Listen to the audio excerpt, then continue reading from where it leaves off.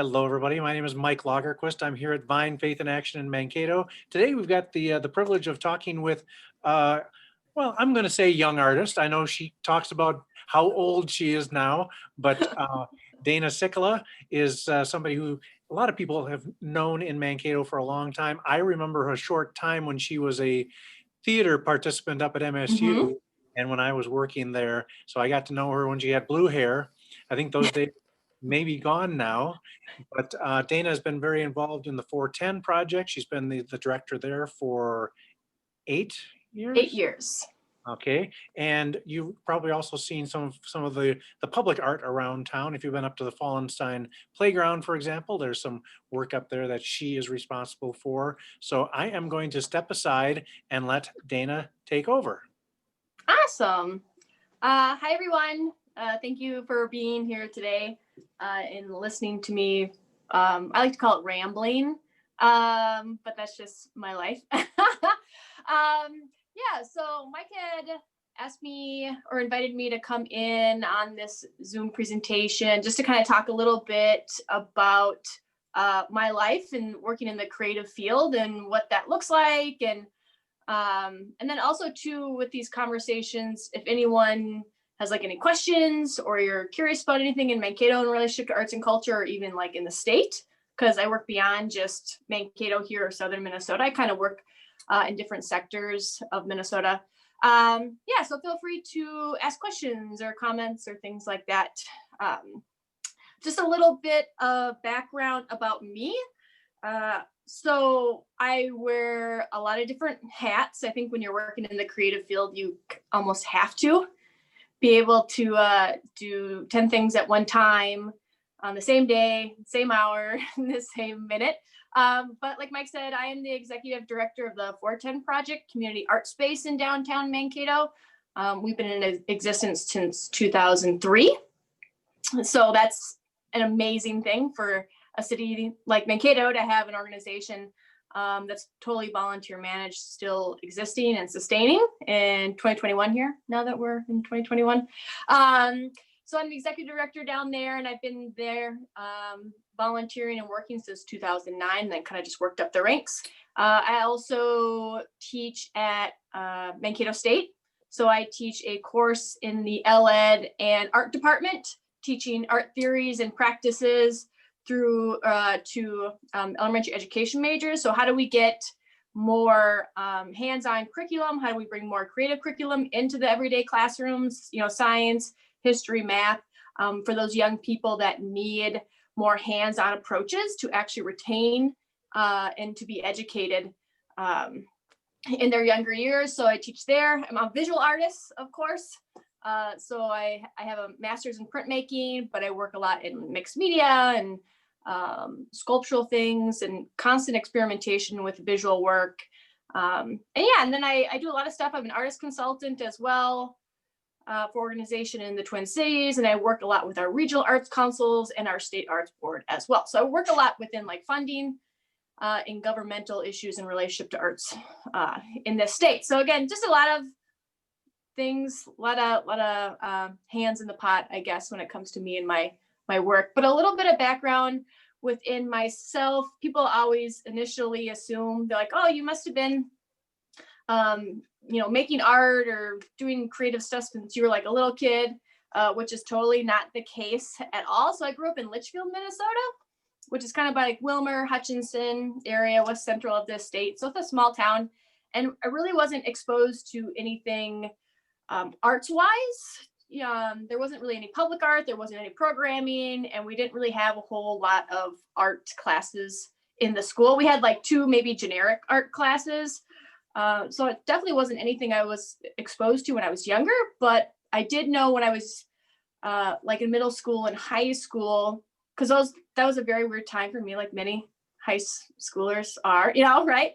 When you're a teenager, I completely, I would say, truly disliked my high school experience, because I think I was one of those kids that needed to be engaged in more hands-on ways. So I just like had a really hard time in like regular classrooms, and that affected my grades. And really the only classes I could really excel in were things like automotive So I took a lot of like car maintenance classes, woodworking, and then growing up in a small farm town as a teenage girl and taking automotive with a bunch of farm guys was just also very weird. And it's things that it's a lot to take on. So I really wasn't interested in education or continuing going to college after high school. I like barely graduated high school by the skin of my teeth. I'm still convinced that they were just like, get out of here. We're done with you, Dana, which I don't blame them.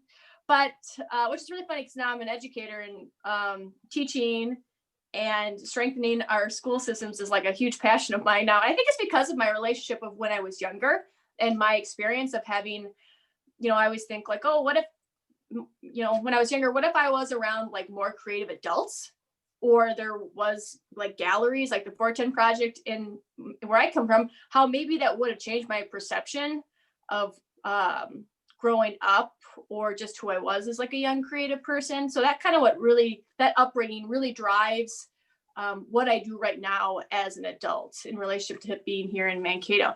So I wasn't going to apply for college at all. I was like, I'm going to like do some other thing, even though I had utterly no idea what I was doing. And my mom just like begged me. She's like, please apply for some schools. She goes, I want you to go one semester. And if you don't like it, you can quit. You can go do whatever you want. She goes, I'll pay for one semester of college. And I was like, okay, this could be a good deal. So I applied to MSU. I went to Mankato. I applied for MSU and a couple other like small community colleges, and I got rejected by every single one of them. So MSU did not let me in because my high school grades were so poor and my ACT scores were so poor, because in high school I didn't really get the proper education to be successful at those types of tests, so I never took like a calculus class. I think I took like one algebra class. So I just didn't have basic knowledge like that, which I should have retained from high school. So that was the first time in my life I was like, wow, what I did in my high school years is actually affecting like what I can do now as an adult. And that was a really huge wake-up call. Luckily enough, I was able to reapply to MSU on like appeal, like academic probation. And thank gosh, MSU accepted me by the skin of my teeth, because I know without that opportunity, I wouldn't be where I am today, So came into MSU, and my first semester at MSU, I had a 4.0 and I was on the dean's list because I was finally taking classes that were hands-on, creatively driven. I was originally a theater major in set design. That's where I first met Mike. My first 2 years though. And I was around like creative mentors and taking all these classes that were really engaging, and my grades just like excelled. Right. So, I think that, it's like, okay, so how do we take these experiences? Like, why couldn't I have something like this when I was younger? Went through MSU. Well, I was in the theater program and I loved the theater program, but I realized after getting a little bit older, I work better as an individual versus as a group creator. So I switched over to the art department and started taking printmaking classes and just developed through there, and grew a really amazing base of a creative community in the university. So that's kind of how like my coming to Mankato and progression of just like high school to college, because I think that was a very crucial time. So I stayed here in Mankato. I went back and did my master's in printmaking. And at that time, I was really starting to get a better understanding for what it meant for the arts outside of academia, like just being at MSU, right? Because MSU or Gustavus or Bethany, those are like little pods, art little communities. But then I was like, what is it? Like, are there artists living in here in Mankato? Or are there like musicians? It was just really separate, the university and the downtown community. So I started volunteering at the 410. I don't even remember, a long time ago, sometime, I don't know, 2009, however old I was then, my mid 20s. And I had my first show that at the 410, my first solo show, which was huge. And it kind of really started to show me like, oh, I can be an adult and I can make visual work and I can be an educator. And so when I went back to grad school, then I was able to start teaching, that's where my love for teaching developed as well in grad school, teaching studio classes. And yeah, so I think just like with the 410, it was showing me, you can be an adult and you can be creative and you can be sustaining. And it's really a career path, right? So there's a lot of people that see their art as more of a hobby, or it's more for them individually, which is amazing. And when we say art, that could be painting, that could be music, literary, poetry, whatever you want to define art as. But then I was like, oh, but this is like an actual like thing. This could be like a job, right? And at that time I had graduated from my master's, and a lot of my friends and peers who I did my grad school with, a lot of them were moving other places. Because at that time in Mankato, there really wasn't, and still even to this day, the idea of like creative jobs or like jobs in relationship to arts are really, really, really minimal here. Especially all those years ago. But it was, all my friends had left and I was just like really conflicted. And I was like, do I stay here? Do I just like keep making artwork, but then how do I pay my bills? So then I was working all these other jobs, and it was kind of like a very confusing time, but I knew I wanted to stay in Mankato because there's this really tight community here, right? And I could just define it. It was just a lot different than other places that I had been. And so I knew I didn't want to leave the community at that time. And I was kind of searching around, like, what do I do? What do I do? And the one thing at that time that kind of came into my life is the current director at the 410. She came to me one day and she's like, I think I'm done. Like, I feel like I've reached my limits with the gallery. And she was running her own business as well. And then she was putting a lot of her own money into the 410, which is can be very draining for an individual. And she's like, I'm going to step away in a month. And she's like, here are options. She's like, maybe MSU would take it over, or maybe some random person would take it over. She's like, or maybe it could be you. And then I was like, what? I'm like, I know nothing about running an organization or like managing money or grants or like nothing I had ever been taught before was in administration or just being in a leadership role in general to that point, besides maybe teaching. But this is running the 410 is totally a separate beast than teaching. But and at first I was like, I don't think I can do that. And I remember talking to my mother, and I love my mother to death. But I was like, do you think I could do that? And she's like, no, I don't think so, Dana. And she's like, that sounds like a lot of work. And I was like, okay, but then I was like, screw it, I'm doing it.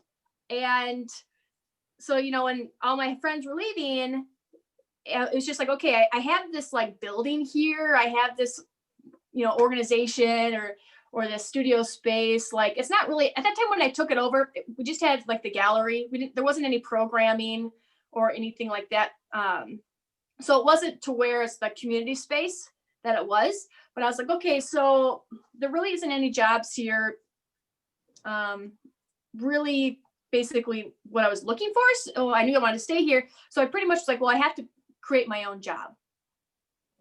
And that was the realization. If I'm going to stay here and I want to sustain and live truly the way that I want to, working in the creative realm, and working the way that I want to work, like I had to build that for myself. And so I was like, oh, okay, so I have the gallery, I have this building. I said, let's make something of this. And so I went back and did the nonprofit leadership certificate at MSU. And through that program, I taught myself how to write grants, statements, how to manage budgets and run nonprofits. And it was really because I had to. Like, if I want to if I want to build something in Mankato, I had to teach myself how to do all of it. So through that process and that added education from MSU, I was able to progress to the 410. So we started adding programming from live music, youth programming, adult programming, and really developing what the mission of the 410 project is versus just a building or a gallery space where we show visual work. So it's more of like a community collaborator. And I knew with that space, because I was so fortunate to be in the position of running it, I knew I couldn't let it go to waste, because that wouldn't have been fair to myself or to the community that we're in. So it's really about owning up and taking responsibility for what this space could provide to the people here. And then just through the years, with the 410, it's allowed me to sustain and express myself creatively, but also allow other people to do that same thing. Because I think I look back and I'm like, well, I had my first show here in my mid 20s, and from that show I was able to I sold a couple pieces. It gave me the confidence to apply for a show at the Carnegie Art Center, and then on and on and on until I'm still showing my work to this day, and I'm making money off that. But I always think like, what if I never had that show at the 410, or what if I didn't have those teachers or those mentors that pushed me to do this to where I am today. So I'm always thinking back and using my own personal experiences as reference or motivation, I guess, for myself. So now my goal is to be able to do that for other people. Like, so someone comes in the 410, they have their first show. Then again, hopefully that motivates them to keep going within their creative career. And then also just being a consultant too. So I help people, like, how do you think of yourself as a creative, but in a professional manner? How do you sustain off of doing, your passion of art, right? And so just teaching people how to think that way as well. Because I want there to be a thriving arts community or creative community here in Mankato, right? That's why I still live here, is because of the people. And and a lot of people, they're like, well, why are you still living in Mankato? Like, or why don't you live in the cities? Because I travel a lot. I was just in the cities this morning for work and came back down to Mankato. But I was like, oh, there's something here that again is very unique in all ranges of arts. So, theater, visual, music, all that stuff.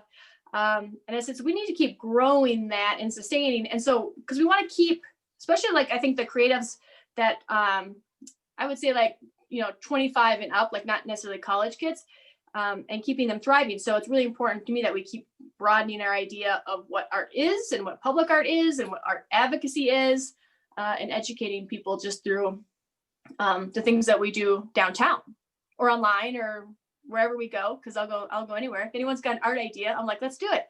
Yeah. So that's like a little bit of the progression of just how I kind of came to be. And I think a lot of my drive behind the gallery, obviously, because working at 410 or running the 410 has allowed me other avenues, like becoming a consultant and learning. I developed another project called Project Bike as well, which maybe some of you have heard of. So that's like a bike tour I used to do during the summers.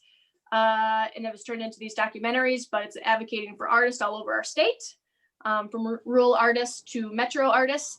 So yeah, we've just been able to develop programs, and I'm really fortunate to be able to do that. And we've also developed a mentorship program down at the gallery.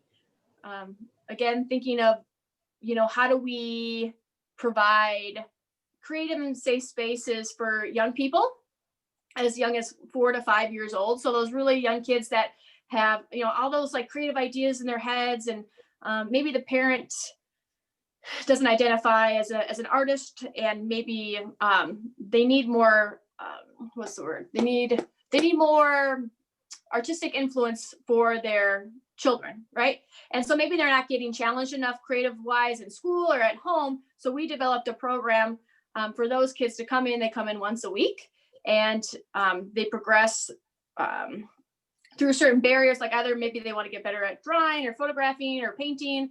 But a lot of times these kids come in once a week and they're using their art time to practice independence. It helps manage anxiety and depression. It helps build just like self-awareness and self-confidence in them as well. Because I think with these young kids, I always tell them, you hang out with these young kids and they're like, oh, I want to be an artist when I get older, And a lot of times they say that to their parents, and their parents like, well, that's not a job. Okay, right? When I even told my parents, I was like, oh, I think I'm going to major in art, even though I couldn't imagine even doing anything else ever. My dad was still like, oh, I don't think so, Dana, I don't think so. And, you got these elementary kids and they're like, oh, I want to be an artist. And the mom's like, is that even a job? And it is, is it just sitting in a studio and painting? not, well, maybe if you're really, really lucky, but that's, being an artist is, there's a lot of factors, but I don't think we should be telling kids that that's not a job or a career path. So we really want to emphasize to them, like, you can be an adult, and maybe you're a teaching artist, or maybe you're a public artist, or maybe so it's showing them that you can grow up and you can hold on to your imagination, hold on to your creativity, because that's really, me identifying as a creative person and an artist. It's not just like my jobs, it's everything that I am and everything that I do, and hopefully that comes out in just what I do daily.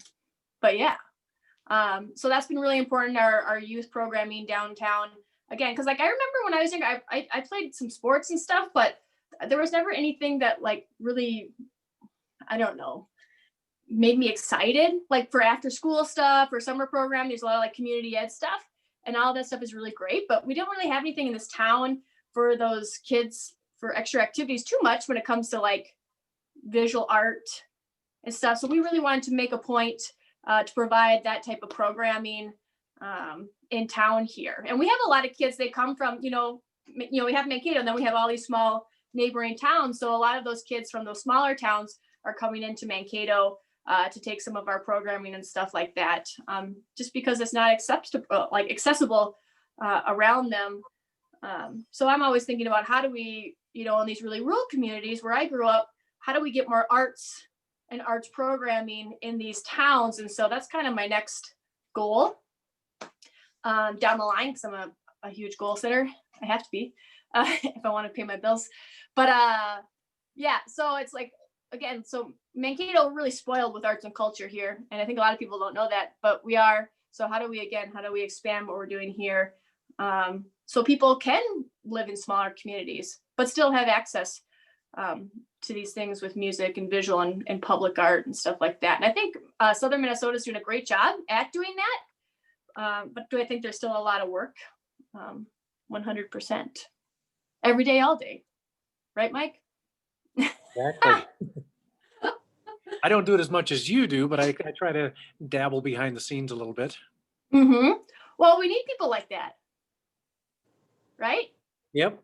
And I wanted to mention that we do have some arts educators and educators in general on in this meeting. So I'm hoping, because you are such a prime example of the importance of arts in education, because the other stuff wasn't your thing, but you had a 4.0 and you got into what you were really liking.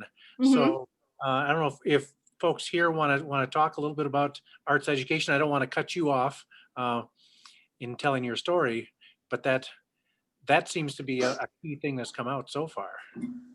Yeah, it's really huge. And again, just kind of that whole transition from the like having such a negative mindset to, 6 months later, it like totally flipping because of my surrounding and the people and places and stuff. And so I just keep going back to that. And it's like, obviously we can't change the school system and you can't make everyone happy. And but like with the class that I teach at MSU, so the class that I teach, I developed 2 years ago at MSU, because the LED department was basically had made the decision, we need to create a class that our LED teachers can take that is teaching them more about how do you strengthen creativity and divergent thinking, and how do we bring more creativity in developing curriculum too, and getting away from standardized testing or just standardized testing in the classrooms. And because at first the LED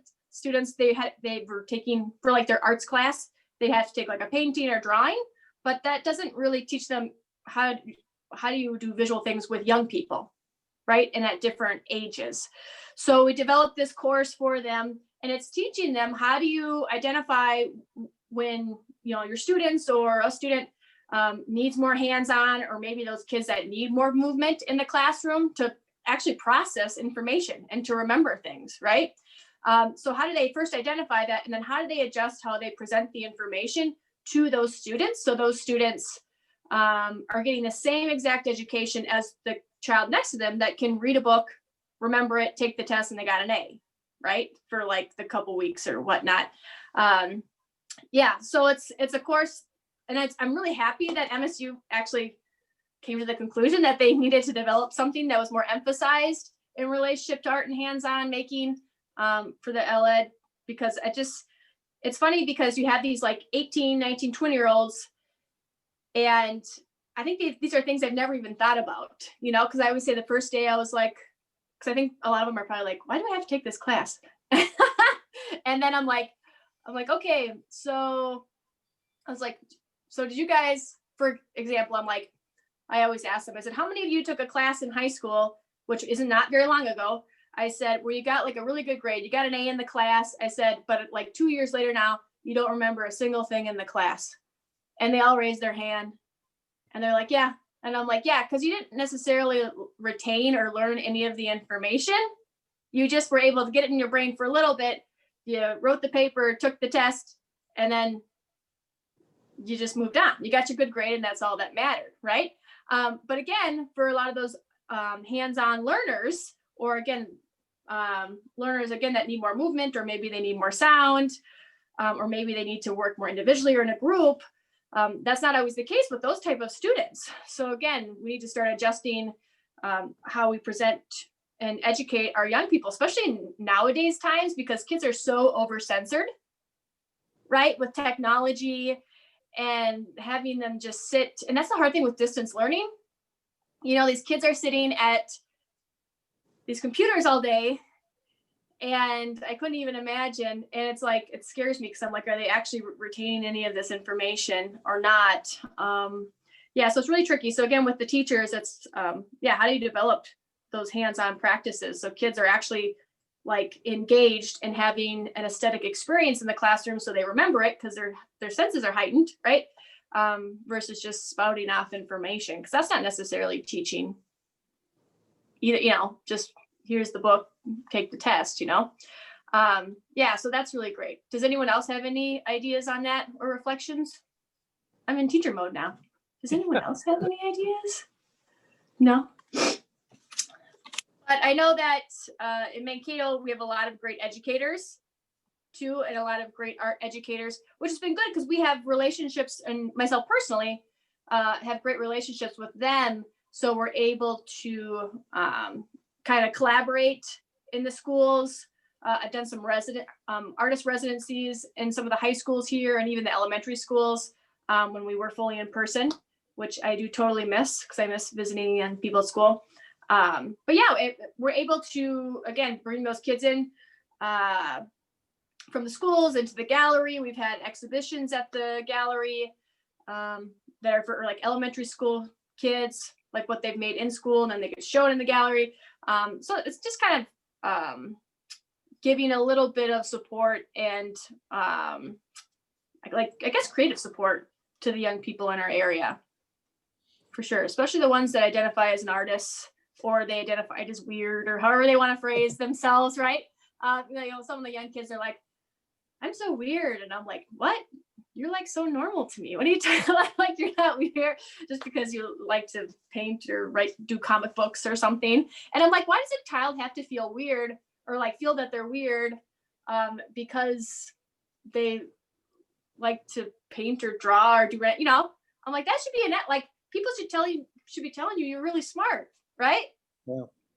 So it's like, where did all this language come in that you're odd or weird or, you know, and I'm definitely weird, but yeah, it's great. So it's just trying to provide a source for keeping, again, imagination going into being an adult, hopefully. And I'm going to put Lynn on the spot here, also known as Mike's iPad. I was like, I don't see anyone with that name. I like to bring this up every time I see Lynn because she was my junior high art teacher. So we go back a ways. But the thing that I always loved is that when it was time for us to write or to draw or paint or whatever it was, we were not sitting in a room that was quiet. She would turn on the turntable and she'd put a record on, and we were being influenced through music as well as the arts. So Lynn, I'm just wondering where what you had when you were teaching. What kind of things did you use, like Dana was talking about to really help engage the creative side of students? Wow. Well, I've been retired for quite a while now, but just to go back for a minute before I answer that, I had a similar situation like Dana in high school. I had plenty of art, and I loved there was one art teacher that really was my influence, but I was in Lesueur at the time, and Lesueur just really didn't have a lot of, art was not a big thing in that community. But anyway, I knew that I wanted to go on to study art, and I didn't get the backing that my parents should have given me, because they just thought, that's not going to be the field, and my dad would always say, you got to get a backup, teaching art is just, so I had all that, and I followed a sister who, was this great student and blah, blah, blah. And I just was my average self and that. So you're not alone on that. And art was just something that people said, oh, really? That's what you're going to go into? And then funny thing happened when I was in college. I did get into MSU. I wasn't the best, I didn't have the grades, but I thought I can do this. So anyway, to make a long story short, I met my husband, but he was just my boyfriend at the time. And he said, what are you going to do with your art? And he was already out of college. And it was my end of my junior year. And I said, well, I don't know. I'm just going to major in art and minor in art and blah, blah, blah. And finally he said, why don't you teach? Why don't you go into education? Well, I never got any of that kind of advice from my counselors at MSU.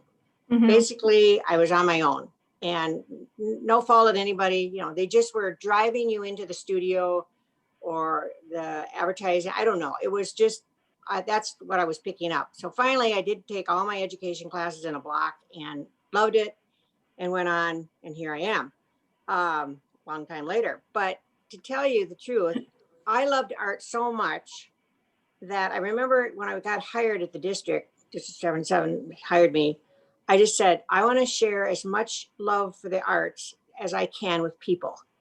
And I don't know if that sold me or what, but that was my sincere, and that was my drive. But anyway, to get back to what Mike was saying, we had an ideal situation way back in those 70s and 80s years. I mean, they were just the best. And Liz, who is on my right here, or your left, she can say too, those were the years. We just made art work, and I think kids just wanted to come to us. We were different. We just did things not the same. I changed things every quarter. I would change things in the mid-quarter, and kids would come in and say, why didn't we get to do that? That was a common thing. But I don't know how to motivate kids. I think if they saw how much we loved it as a teacher, they followed it. And that's how I believe I still love it. In fact, I said to my husband the other day, I haven't done enough art during this COVID time. I've done a lot of other things, but it's something that if you get away from it just for a little while, it's tough to get it back. Are you hearing me? Yeah. And so do we get enough for the kids? Do we give enough to the kids? Right now, I don't think kids are getting enough, being the distant learners. And I'm very afraid of that. I don't know what's going to happen when they get to, whatever. But I guess I know there's a teacher in the district that is making plans for the whole district in the elementary. And she's doing a heck of a job. And I think they're getting it through their teachers. Hopefully they're getting some art. It makes me feel like, how can I help? But I don't know. That's kind of my story. That's awesome. Thanks. Yeah. Go ahead. Go ahead, Mike. Oh, no, I was just going to say that the thing that we can all do, myself included, is support the arts. Because if people see that there is an appreciation for, and if on the off chance they can make a little money doing it, all the better. I'm just going to share a story real quickly. A mutual friend of Dana's and mine, on Thursday, I think it was the day after the inauguration, posted something on Facebook. She had done a painting of Amanda Gorman, the poet laureate, and she just put it out there to share her art. and everybody encouraged her to make prints available. By Friday, I think she had sold 76 or more prints. And I she, was one of them. oh yeah, me too. It's a chance for, I think so many people are starved for arts and don't even know it. And what we Mhm. do is keep showing them the importance of it, and they will come. If you draw it, they will come, if you want to put it in those kinds of terms. But Yeah. you have to tell people that this is something that is important to you. Mhm. Yeah, that was a really great experience. And that artist, Dinah, she's a really close friend of mine.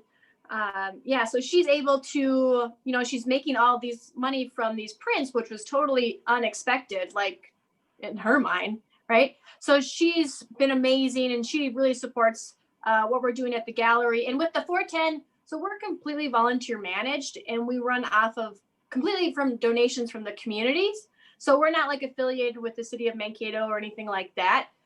So again, that's why it's still crazy that our doors are still open. People care what we're doing down there, which is great. So Dinah's giving some of the proceeds or the money that she's making from those prints. There's a percentage that's going to go back into our mentorship program, basically to provide scholarships to kids that maybe don't have the funding to enter the mentorship program. So that's really great. So it's this whole cycle of, we're giving back to the community in a lot of ways. And I know our creative community sees that, and they recognize that, and they know that. So they're coming back and they're giving it back to us. So again, it's this cycle of support and creative support, because we really sometimes I think I'm like, what if I didn't have the gallery, or what if I didn't have all this, this creative community around me? Like how that would affect my whole life. Right. Or again, what if, what if the 410 wasn't there, and then all these people didn't have art shows, their first art show, or take that programming, or it's crazy because with the gallery, the gallery brings people together, right? The sun is blinding me now. The gallery brings people together. People have met their significant others and got married from meeting at the gallery. And then I'm like, you guys have to name your first child after me, because that's just because you met coming to the 410. So it's just really great. So it's a space revolving around creativity and community, and all these people are coming together, students from the university, and then people that have lived here for years, and people, that are this income, and then people that are this income, it's really showing that art breaks down borders hugely. And I think it's really played a huge role on what Mankato is now. And I also really think that's why a lot of young people still live here, because before it was a lot of people were graduating college and then they were leaving, especially, people that were writers, musicians, visual artists, they're moving to the Twin Cities. That was happening a lot in the 2000s.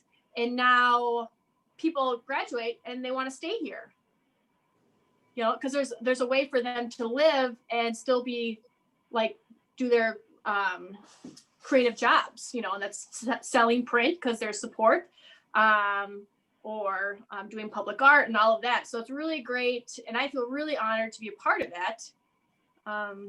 Yeah, so it's really hard because it's a lot of effort too, and it's a lot of stuff to juggle. But then I'm just thinking, it's I might be tired today, but we have to keep all this going, because it's not about me. It's we're growing and sustaining and affecting the community here as a greater whole. And then hopefully that inspires people that are here, and then maybe they move to other places, and maybe they hopefully carry some of the ideas that we're developing here, and the idea of a strong community, and taking that other places as they transition through life as well. So it's just been really, really great. And yeah, I think so. I think a lot of people, sometimes they don't even think of how important arts and humanities is for us as individuals. And I think because a lot of times when they think art, they think of just the music on the radio, or a painting that is on the wall, so I think it's about educating people too on what art is as a whole. And I think, and this is also a big pet peeve of mine, so maybe it is for maybe other artists here or even our teachers, you get those people and they're like, well, I'm not creative. I can't draw. I'm horrible at art. And that's like my biggest pet peeve statement in the whole entire world. So we have to educate people about what being creative is, especially like with my future teachers. Another thing I asked them one of the first days, I'm like, well, how many of you identify, would say you're a creative person? And there's 25 kids in each class, and maybe like 2 will raise their hand because they like draw and paint and stuff. And then everyone else is like sitting on their hands. And they're like, I'm not creative. And I'm like, you guys are going to be teachers. That's a creative job. You have to be, and I was like, people are getting the word creative confused with the word like artsy. So it's like being creative is the idea of thinking of new ideas, different processes, different ways of getting from point A to point B. That's being creative, critical thinking, right? Being artsy is, like maybe like painting and drawing, like more technical things. So people are batch those two things together. Do they go together? Yes, but are they totally separate? So you got all these adults that are like, I'm not creative. I'm not, and then they're saying that to our young people. And then our young people then are like, well, then if they're not creative, then I don't need to be creative either. So it's kind of this cycle. So we need to kind of figure out ways to change our terminology a little bit too, I think with some adults, but it's like, everyone's like, well, if I can't draw a realistic picture of my mom, I can't be an artist. It's like, well, no, just because you can't draw doesn't mean you can't paint, or maybe you can't do make things out of metal, or maybe you make things out of fabric, right? So it's like showing, like just because you're not good at one thing doesn't mean you wouldn't be successful doing another thing. But people need those opportunities to explore and that motivation too. You talked about, once you get out of the arts, like making stuff, I see so many people, this is a fear. I think this was another thing, a fear of mine that pushed my kick in the butt too. It was like, I was graduating, it really emphasized in my undergrad, and a lot of these people that were technically talented at painting, drawing, ceramics, they were getting out of college and then they just like stopped doing their art. And I was like, oh my God, how is that a thing? That's so scary. And then they like don't practice anymore, or, and then I talked to them because I'm a big communicator. I like to talk to like 100 people in one day. And and I'm like, oh, how have you been? Have you been making? And they're like, no. And they're like, oh, but I really want to, but now I just don't even know how to get back into it. Or I've like had conversations with people that just, walk into the gallery and they're like, maybe they're in their 40s or 50s. And they're like, well, when I was younger, I used to love doing all these creative things and making things, and life happened. And now I want to start like getting back into whatever medium they're working in, and they just don't know how. And for me, that's so scary. I don't ever want to lose that for myself. So that's why I think I'm a workaholic, because maybe I'm scared one day I'm going to stop and not be able to get back in. I don't know. But then I'm like, how do, like no one should have to feel like they can't get back into doing what they want to do or what they love, hobby wise or professional wise. And so it's kind of been like, I've had all these conversations with artists at all these ages about being scared to take that chance of like getting back into things, or entering your work into a show, or applying for an artist grant. It's like, okay, how do I take my fear of me doing that? And how do I help someone else like get back on their feet? Because being an artist is pure self-motivation, right? Unless you're in school, then you have your teachers. So they're like, this project is due at this time, and this is what you got to do about, that's, I don't know if that counts, but it's not the real world. And then, people get out of that deadlines, and then you understand like, you have to motivate yourself. And that could be in lots of different ways, with putting it on social media, or applying for shows, or applying for grants and stuff like that. So it's a constant, you're working every day. And it's really tricky, but so it's getting back into making stuff. However I can support anyone doing that, I will do that, because that's really important for me, because it doesn't just affect them, it affects the community as a whole. Because when people are personally happy, like obviously it's going to flood out into the people around them, it's like a spider web, right? It just extends. And I've been lucky enough, I've been able to use the arts to do that, and to gain so many positive relationships with people. Because I think art is can be a very raw thing, because people are sharing their emotions and talents and stories with us through these visuals or through music or anything. And then we get to experience it. So we should respect it, and then what they're doing, and we should appreciate it. So yeah, and there's so many people appreciate in Mankato and Southern Minnesota. There's a lot of great creative communities, not just Mankato, here around us. But yeah. And a lot of it is how we measure being good at something. Too often we figure it all on based on dollar signs, but for art, so much of it is how it makes you feel as Mhm. as the artist. And I think we don't encourage people to satisfy themselves either. I mean, Yes. too often it's well, yeah, that's good for you, but that's selfish. You should be doing something that's has Yeah, value. yeah, well, we always start making art for ourselves, right? That's kind of how it starts. But then again, it's really about where do you want to take it? And like I said, there's a lot of people creating amazing things in their house, and it never leaves the walls of their home, right? And that is totally fine. So it's just thinking about, what do you want to do with your talents, and so however, my job is however I can support that, is really a passion of mine. Because again, I just keep going back and thinking like, man, what if I, especially with the younger kids that I work with, because I work with a lot of teenage age girls, and I just look, and they're just struggling, and they internally, they feel so excluded from people in groups, or they identify, they're like, oh, I'm so weird, or no one likes me. And I'm just thinking and then through these programs, it's like, who you are is just as amazing. And that sounds so cheesy, but I think when they hear that coming from a creative adult, or someone that they can relate to in some way, even though we're ages apart, we're still on the same level here, of respecting each other and our talents and creativity. I just keep going back and thinking, I'm like, man, what if I had someone like when I was 16 telling me that wasn't like my mom. My mom and dad are like blue collar. I love them, but my dad was a construction worker. My mom did something on the computer. To this day, I don't even know what it was. Maybe she didn't even know what it was. But yeah, so I didn't really grow up with like parents. Everyone thought my parents must have been like artists or musicians or something, which again was not the case. So everyone's always like, oh, your parents are so different than you. And I was like, well, no, like, I think my parents, they taught me like what hard work is and what leadership is. Not necessarily how to paint, but I think all of those other things are amazing.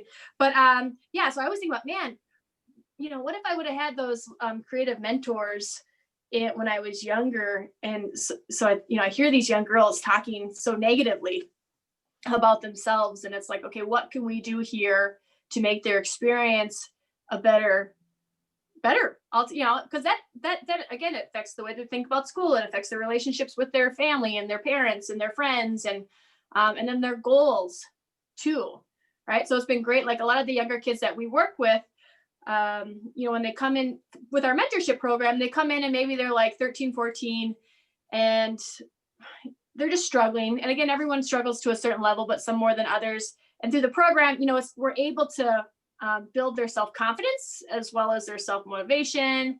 And then it just like organization of their brain. Then they're able to it's been so great, because then I'm a little bit of a mom bear. Like I'm single, I don't have any kids or anything.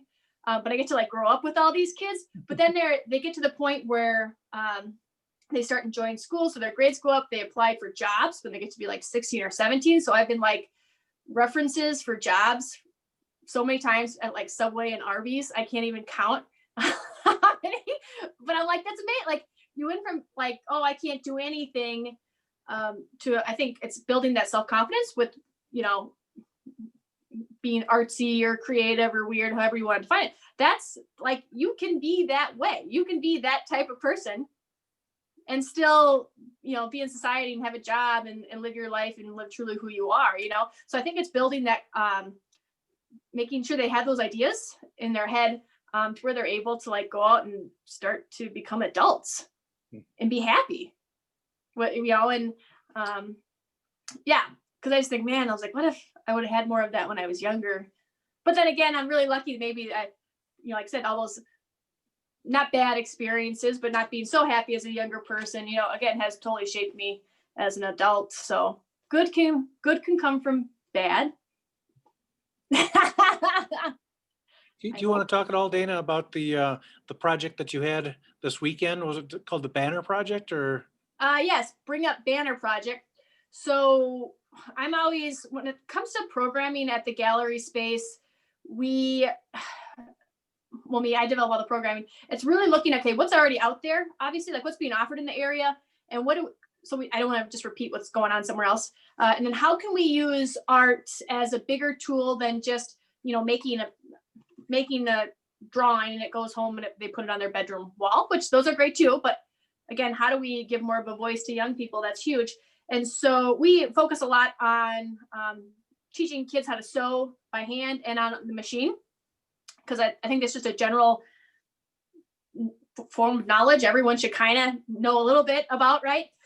So we always have an emphasis of sewing down there. And then I was like, okay, so right now we're in the time where, there's all this stuff going on in the world, and everyone has these opinions and ideas, and, how do we give a place and a space for people to broadcast, especially our young people, broadcast those ideas in a positive manner, and we always focus too on how art can be used as an advocacy tool, right?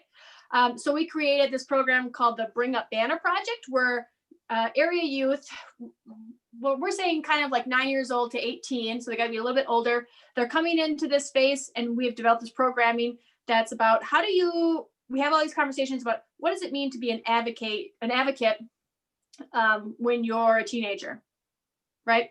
And then what do they advocate for and why? Like, why are these things important to you? And then how, and like, how do you act on it, I guess? So then we have all these conversations, and they do all this journaling, and then we give them a sewing machine. We teach them how to use it. And then there are young people have been creating sewing banners. So about some form of advocacy that's important to them. So that could be gender equality. It could be LGBTQ+. It could be Black Lives Matters. It could be climate change. It could just be positive self-image. So they get to choose the theme of their banner. And so then they kind of design and sew these pieces. And so we're having a couple sessions of this programming for our teenagers. And I think it's February 19th, after we have a couple of these sessions and each kid makes a banner, we're going to be installing them on the exterior of the 410. So if you don't know where we're located, we're right downtown Mankato on Front Street, across from Polly Ice Pizza. So we're in the bar district, we'll call that. So we're going to install all of these banners, which, are pretty heavily charged, and they're written by teenagers, and they're pretty raw and they're handmade, and we're going to install them on the exterior of the 410. And so it's just going to be these layers of these advocacy banners with these big messages on them.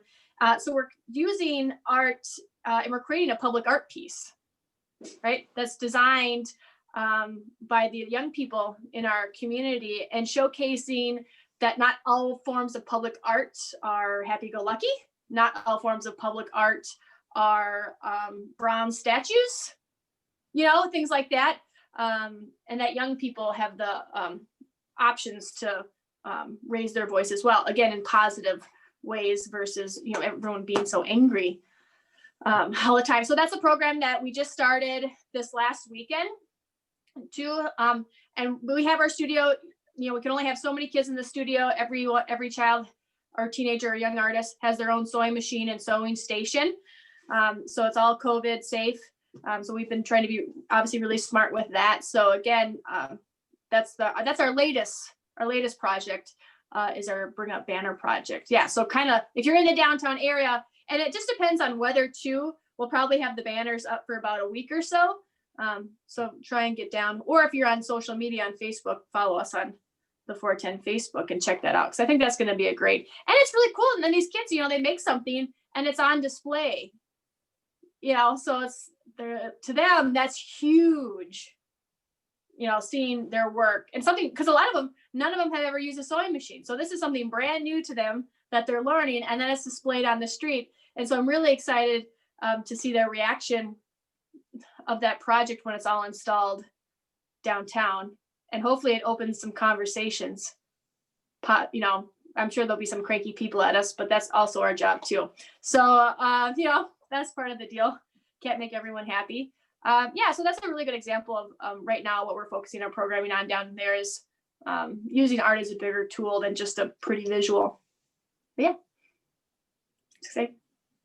Anybody else have any questions for Dana or for about the Mankato art scene? Because it is evolving. Can you talk a little bit about, you know, I had done a podcast for KMSU and I talked to Brian Frink about teaching art virtually and the positives and negatives about that. And one of the positives was that when the students are working on art at home and they have to display it in such a way that their students can comment on it, they were learning to create electronic galleries that could then be turned around and used as sales, you know, platforms for their artwork should they go that far.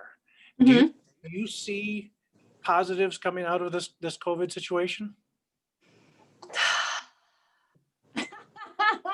That's a hard question. Well, I think there's positives because again, I don't know. I've just had so many conversations with people that COVID has really, you know, some people it's strengthened, you know, they're home more. So they've been able to make more work or they've been forced to learn how to do things online or put things online. But then I talked to a lot of people that it's kind of like numbing them. Like they when you can't go out and go to the galleries or go to studios, that like creative energy isn't quite as what it used to be. So a lot of people, it's like that's draining out of them, you know, which is really hard. So it's positives and negatives. When it comes to like teaching art online, because that's what I'm doing right now at MSU, we had to move it online, which is really, really sad. I'm way more of a hands-on educator versus this whole, I don't know. I obviously love talking. I'd rather talk to someone in person 1 million times more than the Zoom thing. But I think it's hard. I think it's like when you're making artwork at home, especially as a student, like, yeah, it can be successful and you're learning how to like then transition things onto the computer and that's all great. But I think you lose that energy of working in the studio, right? That kind of creative energy. Sometimes like when I'm home and I have a small studio in my house and I have the gallery, but it's just not the same. And I feel like then you also lose out on like creative energy from your peers too. So that's one thing I feel that people are lacking is that community aspect of being an artist and working in the studio, especially, you know, when it's a class, right? So there's pros and cons. It's been really tricky for me, just with accountability from my students and expectation. And it kind of sucks because I think that they're really missing out on working in the studio and learning that aspect within creation, but it's just working with what you got at this point. But everyone's hands are still keeping busy. And I think too, it's like if people get out of, I keep going back and thinking about you get out of making artwork, it's hard to get back in. It's like, think about, because sometimes people, it's overwhelming. Like, do I just go out and like start buying paint and all this? It's like, that could be, that's a lot at once. But like, just think about what's something like small you could do just to get your hands working or making, again, to kind of transition back into that like making mindset or doing something every day, so, but yeah. But the school stuff is hard. And even like with my students at the 410, I did with my one-on-one students, we were doing some like Zoom art making, but it just wasn't anywhere close to the same. Like the whole like human connection is lost, even though I can see them and they can see me and hear them. It's just that relationship isn't the same, and that the creative energy, and then they're distracted by things at home. And then it's so great being in the studio because a lot of times when you're making something, you're like, oh, I wish I had this, or it'd be really cool to experiment with this material. And it's like, oh, we're in the studio, we can just grab that quick. And at home, they can't do that, so there's not as much options for experimentation too, because they don't have access to the variety of materials. So we were trying to do that a little bit, and it just wasn't as successful. And I'm not about to just push something to push it, so then we stopped our mentorship program for a while, and now it's back up. So we're really fortunate for that as well. But there's pros and cons to all of it, of course. Any other questions? Bert, Sandra, Mary? I just have a couple comments. Thank you very much. It's been good to hear about your process and how you got to where you are. I'm a graphic designer by trade, so that's my living, but I don't always feel like I get to be creative for myself. So I just started a watercolor class online, a negative space botanical watercolor class. And it's a Spanish speaking teacher, so it's subtitled and everything, but it's just wonderful for me to be doing something that I get to do just for myself. So I think it's important. And the other thing I wanted to comment on is you talk about perfection. You know, we have so much pressure, we put so much pressure on ourselves to be perfect from the start on everything we do.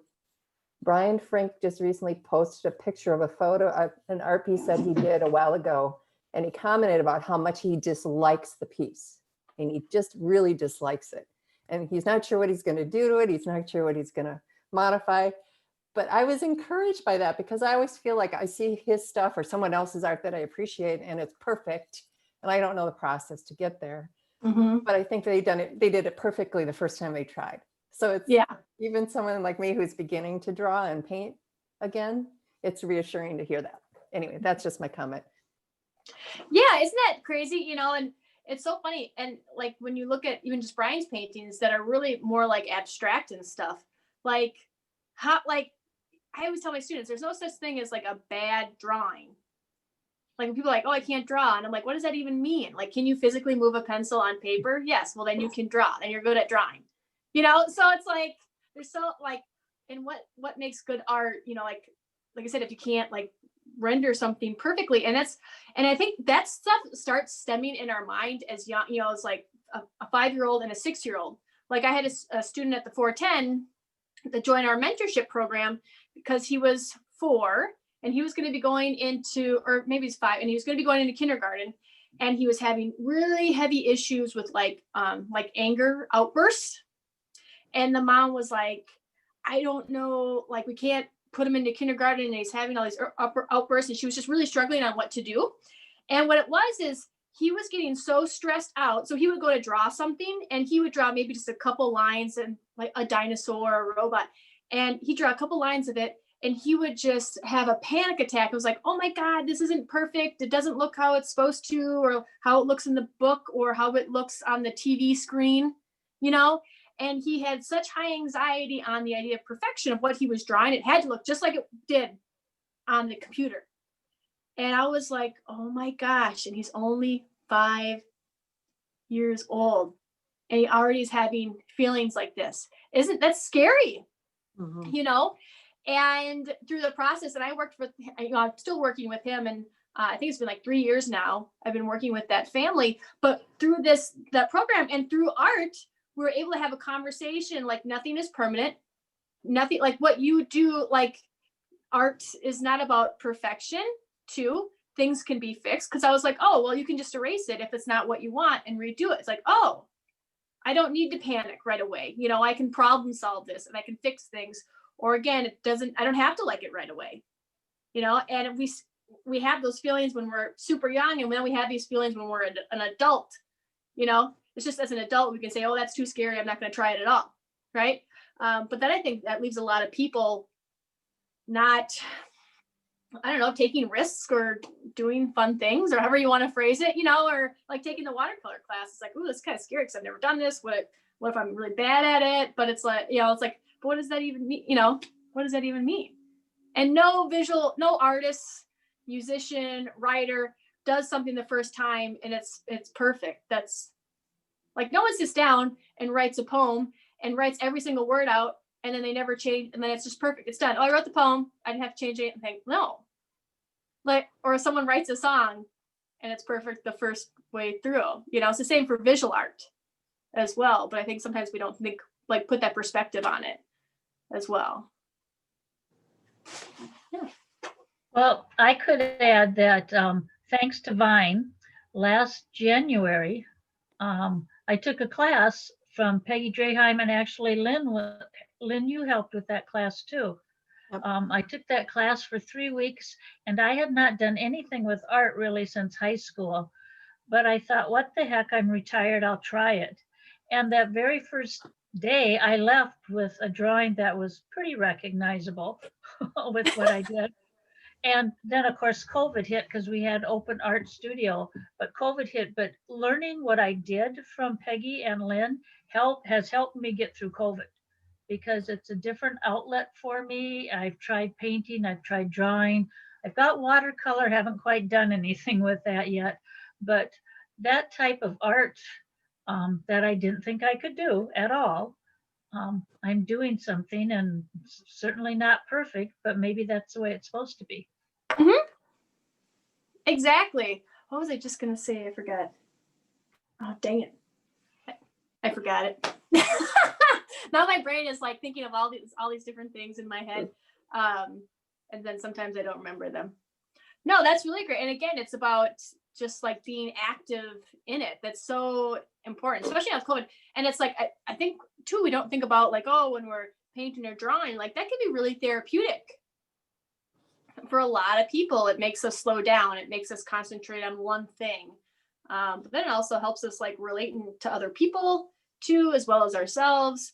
So I think that's something too we don't think about either too often, or we should be thinking about that more.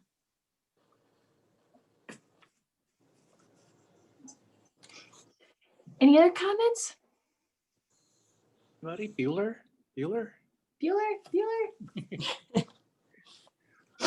Not. Thank you. Bert had to leave, so she wanted to thank you before she did. So I'm passing that along from her. But thank you, Dana. It's been a lot of fun, because I think too often we spend too much time on the one side of our brains. At least some of us do, and we need to make that trip into the other side, just to explore and to find out, get a different perspective on what we've been looking at and doing with our lives. And I think art really provides that opportunity if we take advantage of it. We all need to take advantage of it. I'm preaching to the choir here, so to speak, but I think that it's nice to hear these conversations. And what I thought was great was last week I saw actually the high school counselor had been in a place in Florida, Lake Placid, Florida, and he posted a bunch of pictures of murals on the outside walls. I posted those. You posted something on yours saying, I want to get into murals, without having seen that post. And I had a meeting later that afternoon where we were talking about a new mural for Mankato. And it's like, sometimes you just have to take those things as signs and say, this is supposed to be. We're just getting all the people that are needed rounded up so we can make it happen. So thank you for being one of those people who makes it happen. Thank you. Yeah, I'm trying to, because it's like, I call myself a seasonal worker. So it's like now I'm in the winter, so I'm doing all these like winter art related things. And then then in the summer I do, because I'm not teaching, I do a lot of mural jobs. So a lot of painting and stuff. I am planning another bike tour though this summer. Yes. Details to come. So it's using social media as a platform to get jobs and strengthen your, like, who I am as as an artist, or an educator, administrator, all of that stuff. So I'm really excited. And that's really been great here in Mankato because, I think when I first took over the gallery, I think art, or like public art in this town, really wasn't a thing. We didn't have the sculpture walk or anything yet. There was no murals at all. And I think the artists in this town were like kind of like angry about that, like, why isn't there a representation of the arts in this town in a public manner versus just in our little studios and things, or MSU. And that wasn't also affiliated with the university too, I think was a huge thing as well. And so when the city, I think they kind of realized, city of Mankato, that, if we put money into the arts, then the arts puts money back into us. Like it thrives the economy, like Minnesota is the best state for artists and arts organizations out of any state in the United States. We have the most money. So I'm always telling people, if you're an artist, you want to live here in Minnesota, we have an amendment that keeps money for the arts and arts organization. That's why we're so thriving here in this state. And so many creative people can sustain and live because of that funding. So it's just been great. So then, then they started investing in Twin Rivers at the time, and developing the sculpture walk, which then brought more people in. And then more people are wanting to live in and to stay here. And then the murals started happening, which I wish it would be happening more. I'm not gonna lie. So hopefully I can bug some people into doing that. Yeah, so I love the progression and just to see where public art's gonna go in this town too. It's exciting. And hopefully that we're hiring as many Minnesota artists as we can too, to, again, we pay our artists, but that money goes back into our economy here in this state and just keeps cycling. And it's great to be a part of that for sure. All right. Any other Thank you. questions? Thank you. Yes, thank you. Thanks, Dana. Thank you, everybody. Dana, I'll be in touch. All right, bye. Bye. Bye.